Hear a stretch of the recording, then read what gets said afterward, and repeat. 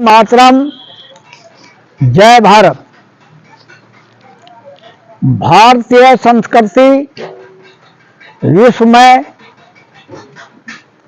अपना गौरव आदिकाल से ले रही है।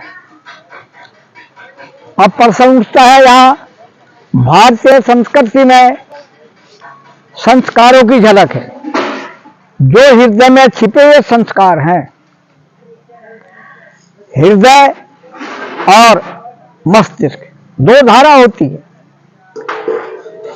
हृदय में सदैव मानवता विराजमान रहती है और बुद्धि में चालाकी, छल, छिद्र, धोखा भरा रहता है और राजनीति दिमाग से चलती है। तो भारत में जो भारतीय संस्कृति को हानि हुई, उसका मूल कारण क्या रहा?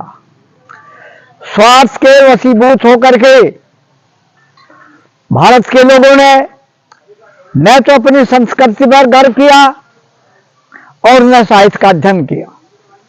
परिणाम क्या होता है?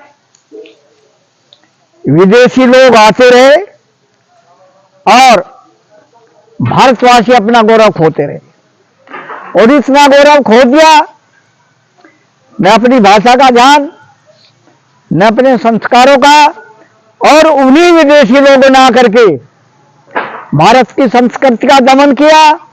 और आज जो त्राही माम हो रहा है देश में मंदिर और मस्जिद का, इसका कारण यही रहा कि हम अपने आप को समझ नहीं पाए।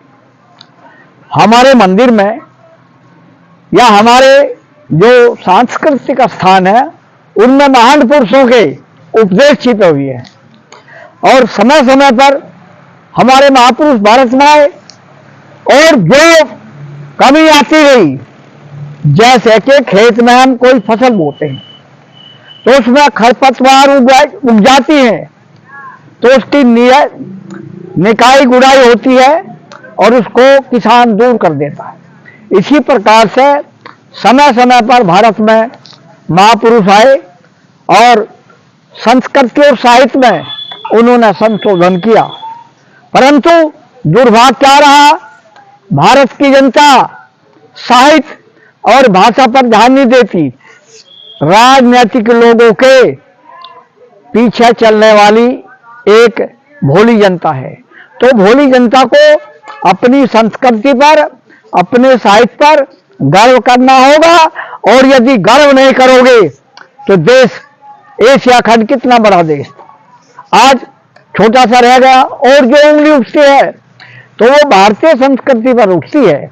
इसलिए हम सब लोगों को अपनी गौरवशाली भाषा हिंदी भाषा और मातृभाषा हमारी संस्कृत है, उस पर गर्व करना चाहिए। जो लोग कविता पढ़ते हैं उनके हृदय विशाल हो जाते हैं, हार्ट अटैक के वे रोगी नहीं होते। तो कविता पढ़ने से और देश प्रेम की गाथा गाने से मानव का उत्साहवर्धन होता है।